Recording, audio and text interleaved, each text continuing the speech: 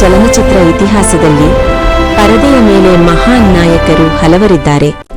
ಆದರೆ ಜೀವನದಲ್ಲಿ ಮಹಾನ್ ವ್ಯಕ್ತಿತ್ವ ಹೊಂದಿದವರು ಕೆಲವೇ ಜನರು. ಅಂತಹವರಲ್ಲಿ ಮೂವರು ದಿಗ್ಗಜರು. ತಮಿಳುನಾಡಿನ ಜನಪ್ರಿಯ ನಾಯಕ ಶ್ರೀ ಎಂ.ಜಿ. ರಾಮಚಂದ್ರನ್, ತೆಲುಗಿನ ಮಹಾನ್ ನಟ ಶ್ರೀ ಎನ್.ಟಿ. ರಾಮಾರಾವ್ ಮತ್ತು ಕರ್ನಾಟಕದ ಹೆಮ್ಮೆಯ ಡಾಕ್ಟರ್ ರಾಜ್ಕುಮಾರ್. ಒಮ್ಮೆ ಚೆನ್ನೈನ ಮದ್ರಾಸ್ ಹೋಟೆಲ್ನಲ್ಲಿ ಡಾಕ್ಟರ್ ರಾಜ್ಕುಮಾರ್ ಅವರು ಎಂಜಿಆರ್ ಅವರನ್ನು ಭೇಟಿಯಾದರು. ಅವರಿಬ್ಬರು ಆತ್ಮೀಯವಾಗಿ ಬಹುಕಾಲ ತನಕ ಮಾತನಾಡುತ್ತಿದ್ದರು.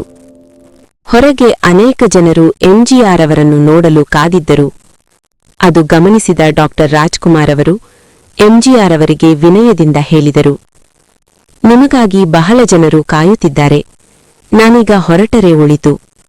ಅದಕ್ಕೆ ಎಂಜಿಆರ್ ಮೃದುವಾಗಿ ನಗುತ್ತಾ ಹೇಳಿದರು, ಅವರಿಗೆ ನನ್ನಿಂದ ಕೆಲಸವಿರಬಹುದು, ನನಗೆ ನಿಮ್ಮಿಂದ ಕೆಲಸವಿದೆ.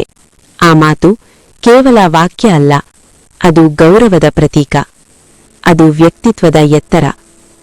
ಮತ್ತೊಂದು ಸಂದರ್ಭ, ಹೈದರಾಬಾದ್ನಲ್ಲಿ ನಡೆದ ಒಂದು ಕಾರ್ಯಕ್ರಮದಲ್ಲಿ ಶ್ರೀ ಎನ್.ಟಿ. ರಾಮಾರಾವ್ ಅವರು ಡಾಕ್ಟರ್ ರಾಜ್ಕುಮಾರ್ ಅವರನ್ನು ಭೋಜನಕ್ಕೆ ಆಹ್ವಾನಿಸಿದ್ದರು. ಕಾರ್ಯಕ್ರಮದಲ್ಲಿ ಜನಸಂದಣಿ ಹೆಚ್ಚು ಇದ್ದುದರಿಂದ ಡಾಕ್ಟರ್ ರಾಜ್ಕುಮಾರ್ ಅವರಿಗೆ ಭೋಜನಕ್ಕೆ ಹೋಗುವುದು ಸ್ವಲ್ಪ ತಡವಾಯಿತು.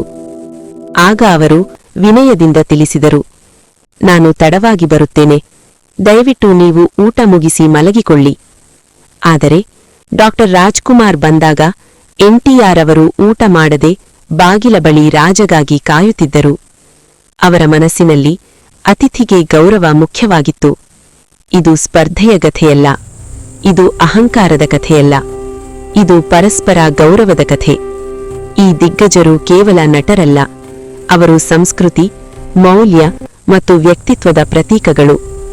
ಮಹತ್ವವು ಎಂದಿಗೂ ಕೂಗುವುದಿಲ್ಲ, ಅದು ಶಾಂತವಾಗಿ ಮತ್ತೊಂದು ಮಹತ್ವವನ್ನು ಗುರುತಿಸುತ್ತದೆ. ಮಹತ್ವವು ಮಹತ್ವವನ್ನು ಗೌರವಿಸುತ್ತದೆ. ಒಟ್ಟಿನಲ್ಲಿ ತುಂಬಿದ ಕೊಡ ತುಳುಕುವುದಿಲ್ಲ.